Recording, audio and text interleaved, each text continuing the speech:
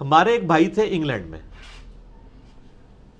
عمر نام ہے ان کا، آج بھی انگلینڈ میں وہ احمد دیدار صاحب کے وہ اسٹوڈنٹ، انہوں نے ان کی مدرسے سے کورس کیا جیسے ڈاکٹر ذاکر نائک نے کیا ہوا ہے کرسچینٹی اور اس کے اوپر. وہ پاکستان آئے، یہ کوئی 10 سال پہلے کی میں بات کر رہا ہوں. پاکستان آئے تو ہمارے محلے میں ہی آپ کو پتہ ہے قریب ساری ماشاءاللہ مسجدیں ہیں. میرے گھر کے بالکل ساتھ جو ہے بریلویوں کی مسجد ہے، اس کے بالکل تھوڑا سا دور دیوبندیوں کی ہے، اس طرف اہل حدیث کی ہے، بالکل بیک سائڈ پہ امام بارگاہ ہے، اور اہل حدیث کی مسجد تھوڑا سا آگے قادیانیوں کی عبادت کا ہے، ساری موجود ہے. اس نے کہا میں کمپیریٹیو اسٹڈی کروں ذرا ود ان ریلیجن، کرسچینٹی اور وہ میں نے سب کچھ کر لیا.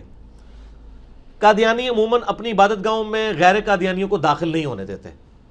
یہ نہیں ہے کہ وہ آپ کو ناپاک یا نجس سمجھتے ہیں، وہ وجہ یہ ہے کہ ان کو دہشت گردی ان چیزوں کا خطرہ ہوتا ہے. واقفیت ہو تو آپ جا بھی سکتے ہیں. اس نے کیا کیا کہ اس نے اپنے ہاتھ میں بائبل پکڑی اور اس نے کہا کہ میں کرسچن سے ریورٹ ہوں مسلمان. تو میں ابھی اسلام میں تحقیق کروں کہ میں نے کس مکتبہ فکر میں آنا ہے. ظاہر وہ دنیا دار بندہ تھا، وہ کہہ بھی ٹھیک رہا تھا کہ وہ ہمیں مطلب ایک تو سنا کے مسلمان ہوتا ہے نا، اس کو تو پتہ ہی نہیں ہوتا میرا کیا فرقہ ہے، جدھر ہی پیدا ہو جائے ادھر ہی ہوتا ہے. اب وہ ریورٹ ہوا تھا، پورا علم حاصل کیا، قرآن پڑھا. کہتا ہے بائبل لے کے میں پہنچا تو میں نے کہا یہ دیکھ لیں میں بائبل ہے، میں تو کرسچن سے مسلمان ہوں. تو اس طرح میں مطلب اسلام کے فرقوں میں تحقیق کر رہا ہوں، تو میرے بھی کچھ کوشچن ہیں جو آپ نے ایڈریس کرنے ہیں. انہوں نے اس کے لیے دروازہ کھول دیا. یہ اس نے مجھے خود سنایا. کہتا ہے میں جب اندر ہوا نا، میں نے ان کو کہا کہ یار یہ آپ کس بنیاد پہ کلیم کر رہے ہیں کہ یہ قرآن جو ہے یہ اللہ کی کتاب ہے اور نبی علیہ السلام اللہ کے پیغمبر ہیں. ٹھیک ہے، یہ تو آپ کو کہانی کرائی گئی ہے نا کہ وہ نبی علیہ السلام کو نہیں مانتے. ٹھیک ہے نا، جیسے حنفیوں کو کہانی کرائی گئی ہے کہ اہل حدیث اماموں کو نہیں مانتے. اہل حدیث اماموں کو بھی مانتے ہیں، اماموں کی بھی مانتے ہیں. آپ صرف کوئی مانتے ہیں، وہ کی بھی مانتے ہیں. کی یہ مانتے ہیں کہ ان کی کوئی بات کتاب و سنت خلاف وہ چھوڑ دیتے ہیں کیونکہ اماموں نے خود کہا ہوا ہے تو ان کو یہ گالی کھانی پڑتی ہے. کہتا نہیں میں نے ان سے جب یہ بات کی تو انہوں نے کہتا ہے کہ جی ان کا وہ جو مربی بیٹھا تھا نا، اس نے کہا یہ انجیل پکڑاؤ نا مجھے. کہتا ہے اس بندے نے اس انجیل میں سے اسی وقت سارے ریفرنسز نبی علیہ السلام کی شان میں جو تھے نا، پروفیسیز گاسپل آف جان سے اور اسی طریقے سے ڈیوٹرانومی سے، وہ کھول کے میرے سامنے رکھ دی قادیانی نے. اس نے کہا یہ دیکھو کرسچینٹی مطلب اچھا. پھر اس نے کہا میں کیسے مانوں کہ یہ قرآن اللہ کی کتاب ہے اور یہ چینج نہیں ہوئی ہے. تو اس نے کہا جی ہمارے جو تیسرے خلیفہ تھے حضرت عثمان، ان کے زمانے میں لکھوایا ہوا نسخہ ترکی میں بھی موجود ہے، رشیا میں بھی موجود ہے. اگر آپ ریڈی ہیں تو ہم آپ کو ویزا لگواتے ہیں، آپ کو فزیکلی وہاں جا کے قرآن دکھا دیتے ہیں. انگلینڈ میں بھی ہے.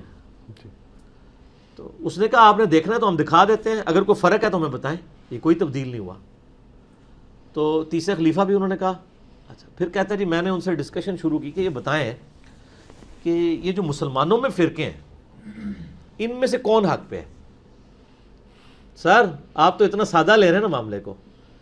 تو اس نے اشارہ کیا، اس نے کہا یہ تو بریلوی ہے اور دیوبندی ہے، یہ تو ہے ہی مشرک ہے. سر ختم نبوت بڑا ایشو ہے یا شرک بڑا ایشو ہے؟ شرک. تو ان کو کون سی چیز کانفیڈنس میں رکھے ہوئے ہے؟ وہ کہتے ہیں مشرک تو نہیں ہے، وہ کسی دربار پہ نہیں جاتے، کسی جھنڈے کو سلام نہیں کرتے، کسی قبر کے آگے نہیں جھکتے. وہ کہتے ہیں یار یہ بریلوی دیوبندی تو ہے مشرک، شیعہ بھی بہت شرک کرتے ہیں، اہل حدیث کچھ بہتر ہے، کم از کم شرک نہیں کرتے. تو وہ تو سر کسی کھاتے میں نہیں مان رہے ہیں آپ کے فرقوں کو. تو سر جب اتنی بڑی خرابیاں کسی کو نظر آ رہی ہو نا تو وہ اپنی خرابیاں پھر پیچھے چلی جاتی ہیں ان کی. یہ ایک نیچرل ہو جاتا ہے. ٹھیک ہے، جس طرح ہم جب اہل حدیث کو کہتے ہیں یار آپ اپنی اصلاح کرو اللہ کے بندوں، مطلب وہ کہتے ہیں جی ٹھیک ہے ہمارے اندر یزیدیت ہے تو ہم توحید تو سیکھ ہے نا جی، ہماری اصل چیز تو توحید ہے نا. وہ بھی یہی کہہ رہے ہوتے ہیں. ٹھیک ہے نا جی، اصل چیز تو توحید ہے نا جی. تو یہ بڑا سینسٹیو ایشو ہے. اب چونکہ پاکستان میں ایک گورنمنٹ لیول کے اوپر یہ ڈیسیژن ہو چکا ہے، آئین کا حصہ ہے، اس لیے ایک سینسٹیو ایشو بن چکا ہے. میں یہ کہتا ہوں کافر ڈکلیئر کیا، بالکل ٹھیک ہے، پرسیکیوشن نہ کریں، علمی طریقے سے دلائل آپ سامنے رکھیں، ان کی اصلاح کی کوشش کریں. اور یہ علمی طریقے سے دلائل اسی لیے نہیں ان کے سامنے رکھتے کہ ان کو پتہ ہے کہ دلائل ان کے سامنے رکھے تو اپنی بھی چھٹی ہو جائے گی. ہاں جی جی اور سمجھ لگی ہے؟ جی جی اے سوال جڑا تسی میرے کو پوچھا ہے نا سر، ایک کسی مولوی کو پوچھو وہ یہ جواب نہیں دے سکتا، وہ تو یہ چھوڑے گا. اس کو کیا پتا ہے کہ آگے کتنا سینسٹیو ایشو ہے، یہ کتنی بڑی، یہ کیسی دم ہے جس کے ساتھ اتنا بڑا ہاتھی لگا ہوا ہے. ان کو تو صرف دم نظر آ رہی ہلتے ہوئے، جی جی اور مجھے پتا ہے یہ جو دم نظر آ رہی ہے نا آپ کو، اس کے پیچھے ایک بہت بڑا ہاتھی ہے، وہ یہ ہے جو میں بتا رہا ہوں آپ کو. یہ اتنا سادہ مسئلہ نہیں ہے. ان کو دعوت صرف وہ پیش کرے گا جس کے اپنے قائد صحیح ہو. ہمارے بھائیوں سے لوگ بات کرتے ہیں نا واٹس ایپ پہ، اور میرا جو کلپ ہے قادیانیوں کو دعوت اسلام، وہ کہتے ہیں پہلی دفعہ کسی نے کوئی بات ہمیں صحیح طریقے سے سمجھائی ہے، ہمارا مقدمہ سمجھا ہے اور ہمیں اسی ڈاکٹرائن کے اوپر بتایا ہے، اور میں نے الحمدللہ اس میں بتایا کہ ان کو کس کس طریقے سے دھوکہ دیا گیا. لیکن ساتھ ہی میں نے ان کا وہ دروازہ بند کر دیا جو ان کو شیطان وسوسہ دلا سکتا تھا نا کہ ہاں جی سانو تے کہہ رہے ہیں، انہوں نے کچھ نہیں کہہ رہا، وہ میں نے کلیئر کیا ہے کہ چاہے او ہون یا تسی ہو، وہ ہم تو دونوں کو آن کوئی نہیں کرتے. سیدھی سی بات ہے. اس لیے کہ غلطی غلطی ہے چاہے کوئی بھی کرے. تو چونکہ یہ ہمارے مسلمان فرقے کے لوگ نہیں کر رہے ہوتے، اپنے بزرگوں کو ڈیفینڈ کر رہے ہوتے ہیں، ان کو رگڑا لگا رہے ہوتے ہیں، ان کو بات سمجھ نہیں آتی، وہ ان کا مذاق اڑا رہے ہوتے ہیں. ہمارا اڑائیں نا، نہیں اڑا سکتے. میرے اوپر کون سی ایلیگیشن لگائیں گے؟ میں تو جس نے ختم نبوت پہ نبی علیہ السلام کی توہین کر کے اپنے ناموں کا کلمہ پڑھوا کے ڈاکہ مارا ہے، میں تو سب کو غلط کہتا ہوں. یہ بھی جرت کریں تو دیکھیں ان تک دعوت پہنچا دیں گے.